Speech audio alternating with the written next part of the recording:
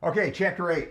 We have finished the three most important parts of the money behavior system. Parts 1, 2, and 3, which is values, money temperament, and learning style, are not addressed in 99.9% of all the financial literacy or financial planning sessions I've ever been. In years as a financial planner, I can think on my only 3 or 4 times I've ever had anybody talk about the stuff I just shared with you. Now, that's good news in the sense that now you know more about this than most of the people, anybody around you, including the profession. But the next step is, how do you put the theory and what you know about yourself into practice so you have a plan and a strategy to accomplish what is important about money to you. The next step is called your money plan. Your money plan is very simply the big picture strategy of how to make it happen. We're now into execution. And what it means is you need to have a value-driven, behavioral-based approach to your financial future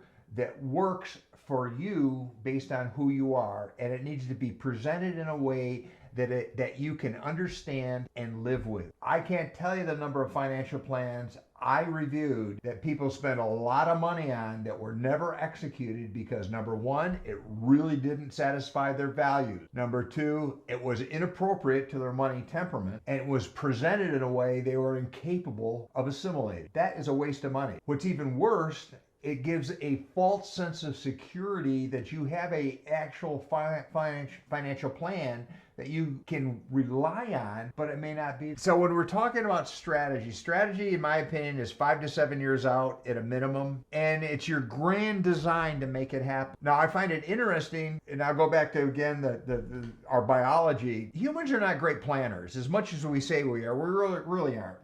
We have trouble planning for Friday, say nothing of 20, 30 years in the future. So planning is usually a blind spot for a lot of people. And money is one of those things, there's not much of a do-over. If you really screw it up, it's hard to recover. And when we screw it up, it's usually because our money temperament got in the way, information presented in a way we didn't understand it, or your values were not aligned. So the one thing you need to start looking at when you're talking about money values is they have to transcend everything you do. So the way I like to look at money strategy is you're self-employed. Yep, consider yourself self-employed. I would make a strong argument that everybody in today's economy is self-employed, meaning you are totally responsible and accountable for everything you do and fail to do with money. You exchange your human capital, what you're good at, in the marketplace, and you get paid for it. And if you don't do it well, you're probably going to get fired, or the company's going to go out of business. So what I'm trying to convey in chapter 8, you need a plan, but more importantly, you need a plan that fits you, a one-size-fits-you plan, and it needs to be a plan based on your values,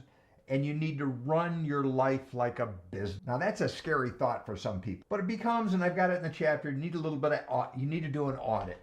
And an audit is simply more with a strategic plan is, where am I? What's my income? What's my outgo? What's my cash flow?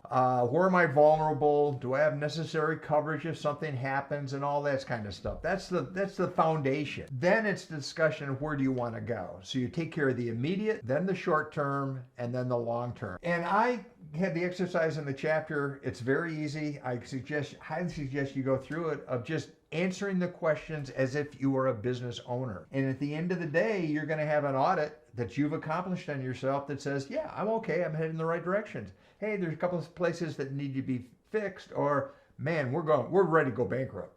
We're ready to go out of business. This is not looking good and something's got to change. Now, unfortunately, it's very hard to do that from a distance. And if you need some help, there are a lot of really good books and professionals that help you do the strategic plan. So at this point in transition from strategy and planning, I highly recommend, if you're not wired to do it yourself, you find a professional. But be prepared, you may have to educate them as to values, money, temperament, and learning style. So anyhow, you're self-employed. You're the CEO of you. What business you're in, how's your business doing? Will it be in business 3 years, 5 years, and what's it going to look like in 30 years, and will you be happy? You need a strategy. Start